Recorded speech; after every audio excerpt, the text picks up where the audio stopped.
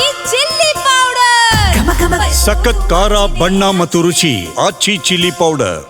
ಬೆಂಗಳೂರಿನ ಚಿನ್ನಸ್ವಾಮಿ ಸ್ಟೇಡಿಯಂನಲ್ಲಿ ಕಾಲ್ತುಳಿತದ ನಂತರ ಈಗಾಗಲೇ ಇಂಟರ್ನ್ಯಾಷನಲ್ ಮ್ಯಾಚು ಮತ್ತು IPL ಮ್ಯಾಚ್ಗಳ ಆಟ ಆಡೋದಕ್ಕೆ ಅವಕಾಶ ಸಿಕ್ಕಿದೆ.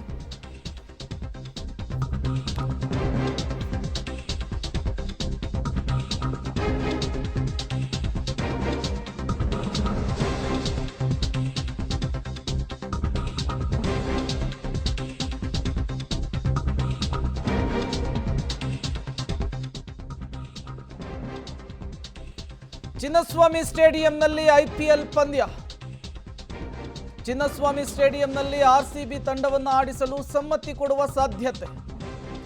27ನೇ ತಾರೀಕಿನೊಳಗಡೆ ನಿರ್ಧಾರವನ್ನು ತಿಳಿಸೋದಕ್ಕೆ ಡೆಡ್ಲೈನ್ ಅನ್ನು ಕೊಟ್ಟಿದೆ BCCI ಡೆಡ್ಲೈನ್ ಬೆನ್ನಲ್ಲೇ RCB ತಂಡ ಚಿನ್ನಸ್ವಾಮಿ ಸ್ಟೇಡಿಯಂನ ಪಂದ್ಯದ ವಿಚಾರಕ್ಕೆ ಸಂಬಂಧಪಟ್ಟಂತೆ ಮಾಹಿತಿಯನ್ನು ಕೊಡಬೇಕಾಗುತ್ತೆ. ಈಗ ಏನು ಮಾಡುತ್ತೆ ಅನ್ನುವಂತಹದ್ದು ಸಹಜವಾದಂತಹ ಪ್ರಶ್ನೆ. ಮೊನ್ನೆ ರಾಜ್ಯ ಸರ್ಕಾರ ಸಮ್ಮತಿಯನ್ನು ಸೂಚಿಸಿತು, ಗ್ರೀನ್ ಸಿಗ್ನಲ್ ಅನ್ನು ಕೊಡ್ತು.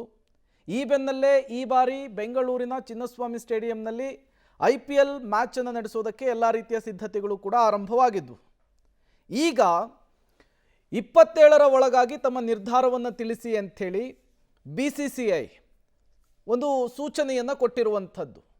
ಈಗ IPL ಮ್ಯಾಚ್ ನಡೆಯುತ್ತಾ, ಅದು RCB ಮ್ಯಾಚ್ ಬೆಂಗಳೂರಿನಲ್ಲಿ ನಡೆಯುತ್ತಾ ಅನ್ನುವಂತಹ ಕುತೂಹಲ ಸಹಜವಾಗಿಯೇ ಮುನ್ನೆಲೆಗೆ ಬರ್ತಾ ಇದೆ. ರಾಜ್ಯ ಸರ್ಕಾರದಿಂದ ಗುಡ್ ನ್ಯೂಸ್ ಸಿಕ್ಕಿದೆ.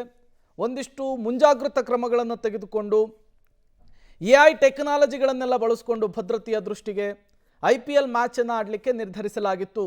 ಈಗ BCCI ಇದೇ ವಿಚಾರಕ್ಕೆ ಸಂಬಂಧಪಟ್ಟಂತೆ ಮತ್ತೊಮ್ಮೆ ಕೇಳಿರುವಂತಹದ್ದು ಮಾಹಿತಿಯನ್ನು. ಈಗ ಮಾಹಿತಿಯನ್ನು ಕೊಡಬೇಕಾಗುತ್ತೆ. ಬಹುತೇಕ ಗ್ರೀನ್ ಸಿಗ್ನಲ್ ಸಿಗುವಂತಹ ಸಾಧ್ಯತೆ ಇದೆ. ಮೊದಲ ಮ್ಯಾಚ್ RCB ವರ್ಸಸ್ ಮತ್ತೊಂದು ತಂಡದ ನಡುವೆ ಇರುವಂತಹ ಸಾಧ್ಯತೆ ಇದೆ. ಇನಾಗ್ರೇಷನ್ ಬೆಂಗಳೂರಿನಲ್ಲಿಯೇ ಆಗುತ್ತಾ ಅನ್ನುವಂತಹ ಕುತೂಹಲ ಇದೆ. ಬಹುತೇಕ ಆ ಎಲ್ಲ ಪ್ರಶ್ನೆಗಳಿಗೆ, ಕುತೂಹಲಗಳಿಗೆ ಸದ್ಯದರಲ್ಲಿಯೇ ತೆರೆ ಬೀಳುವಂತಹ ಸಾಧ್ಯತೆ ಇರುವಂಥದ್ದು. ಡೀಟೇಲ್ಸ್ ಅನ್ನು ಕೊಡೋದಕ್ಕೆ ಪ್ರಕಾಶ್ ನೇರ ಸಂಪರ್ಕದಲ್ಲಿ ಜಾಯಿನ್ ಆಗಿದ್ದಾರೆ. ಪ್ರಕಾಶ್, ಬೆಂಗಳೂರಿನ ಚಿನ್ನಸ್ವಾಮಿ ಸ್ಟೇಡಿಯಂನಲ್ಲಿ ಈಗಾಗಲೇ ಅಂತಾರಾಷ್ಟ್ರೀಯ ಮ್ಯಾಚು ಸೇರಿದಂತೆ IPL ಮ್ಯಾಚ್ ಅನ್ನು ನಡೆಸಲಿಕ್ಕೆ ರಾಜ್ಯ ಸರ್ಕಾರ ಸಮ್ಮತಿಯನ್ನು ಸೂಚಿಸಿತ್ತು, ಗ್ರೀನ್ ಸಿಗ್ನಲ್ ಅನ್ನು ಕೊಟ್ಟಿತ್ತು.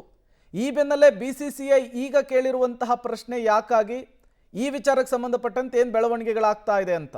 ಅಂದರೆ ಸಾಂಪ್ರದಾಯಿಕವಾಗಿ ಕಳೆದ ಸೀಸನ್ನಲ್ಲಿ ಯಾವ ತಂಡ ಚಾಂಪಿಯನ್ ಆಗಿರುತ್ತೆ, ಸೊ ಅದೇ ಚಾಂಪಿಯನ್ ತಂಡದ ಹೋಮ್ ಗ್ರೌಂಡ್ನಲ್ಲಿ ಉದ್ಘಾಟನಾ ಪಂದ್ಯವನ್ನು ಆಡಿಸಬೇಕಾಗುತ್ತೆ. ಆದರೆ ಈವರೆಗೂ ಕೂಡ RCB ತನ್ನ ನಿರ್ಧಾರವನ್ನು, ನಿಲುವನ್ನು ಸ್ಪಷ್ಟಪಡಿಸಿರಲಿಲ್ಲ. ಆದರೆ ಹೋಮ್ ಗ್ರೌಂಡ್ನಲ್ಲಿ ಪಂದ್ಯಗಳನ್ನು ಆಡೋದಕ್ಕೆ ತಯಾರಿಗಳನ್ನು ಮಾತ್ರ ಮಾಡ್ಕೊಳ್ತಾ ಇತ್ತು. ಆದರೆ ಅಧಿಕೃತವಾಗಿ BCCIಗೆ ಮಾಹಿತಿಯನ್ನು ನೀಡಿರಲಿಲ್ಲ. ಜೊತೆಗೆ ಒಂದಿಷ್ಟು NOC ಅನ್ನುವಂಥ ಒಂದು ರಿಪೋರ್ಟನ್ನು ಕೂಡ ಕೊಟ್ಟಿರಲಿಲ್ಲ. ಸೊ ಹಾಗಾಗಿ ಈಗ BCCI ನೇರವಾಗಿ RCB ಫ್ರಾಂಚೈಸಿಗೆ ಮಾಹಿತಿಯನ್ನು ಕೇಳಿದೆ. ಒಂದು ವಾರದೊಳಗಡೆ ನಿಮ್ಮ NOCಯನ್ನು ಕ್ಲಿಯರ್ ಮಾಡಬೇಕು ಮತ್ತು ಅಧಿಕೃತವಾಗಿ ಒಂದು ಮಾಹಿತಿಯನ್ನು ಕೊಡಬೇಕು ಅಂತ ಹೇಳಿ. ಸೊ ಆ ನಿಟ್ಟಿನಲ್ಲಿ ಈ ಒಂದು ವಾರದ ಒಳಗಡೆ RCB ಫ್ರಾಂಚೈಸಿ ತನ್ನ ಹೋಮ್ ಗ್ರೌಂಡ್ನಲ್ಲಿ ಪಂದ್ಯಗಳನ್ನು ಆಡುತ್ತಾ ಆಡೋದಿಲ್ವಾ ಅನ್ನೋದ್ರ ಬಗ್ಗೆ ಒಂದು ಕ್ಲಾರಿಟಿಯನ್ನು ಕೊಡಬೇಕಾಗುತ್ತೆ. ಸೊ ಅದಾದ ಬಳಿಕ ಒಂದಿಷ್ಟು ಅಂದರೆ ಮುಂದಿನ ಸೀಸನ್ ಏನಿದೆ ಅದರ ಸ್ಕೆಡ್ಯೂಲ್ಡ್ಗಳನ್ನು ಕೂಡ ರೆಡಿ ಮಾಡುವಂಥ ಕೆಲಸ ಕೂಡ ಆಗುತ್ತೆ. ಸೊ ಈ ನಿಟ್ಟಿನಲ್ಲಿ ಒಂದು ವಾರಗಳ ಕಾಲಾವಕಾಶವನ್ನು BCCI ಈಗ RCB ಫ್ರಾಂಚೈಸಿಗೆ ನೀಡಿದೆ. ಸೊ ಅದರಂತೆ ಈಗ ಎಲ್ಲ ರೀತಿಯ ತಯಾರಿಗಳನ್ನು ಹೋಮ್ ಗ್ರೌಂಡ್ನಲ್ಲಿ ಚಿನ್ನಸ್ವಾಮಿ ಮೈದಾನದಲ್ಲಿಯೇ ಪಂದ್ಯಗಳನ್ನು ಆಡೋದಕ್ಕೆ RCB ಮ್ಯಾನೇಜ್ಮೆಂಟ್ ಕೂಡ ಒಪ್ಕೊಂಡಿತ್ತು, ಒಲವನ್ನು ತೋರಿಸಿತ್ತು. ಸೊ ಆ ನಿಟ್ಟಿನಲ್ಲಿ ಇದೀಗ 4.5 ಕೋಟಿ ವೆಚ್ಚದಲ್ಲಿ AI ಕ್ಯಾಮರಾಗಳ ಅಳವಡಿಕೆ ಕೂಡ ಮುಂದಾಗಿತ್ತು. ಇನ್ನು KSCA ಜೊತೆ ಕೂಡ ಸುರಕ್ಷತೆ ಮತ್ತು ಭದ್ರತೆ ವಿಚಾರವಾಗಿ ಏನೆಲ್ಲ ಕ್ರಮಗಳನ್ನು ಅಳವಡಿಕೆ ಮಾಡಿಕೊಳ್ಬೇಕು ಅದಕ್ಕೆ ನಾವು ಸಹಕರಿಸ್ತೀವಿ ಅನ್ನುವಂಥ ಭರವಸೆಯನ್ನು ಕೂಡ ಕೊಟ್ಟಿತ್ತು.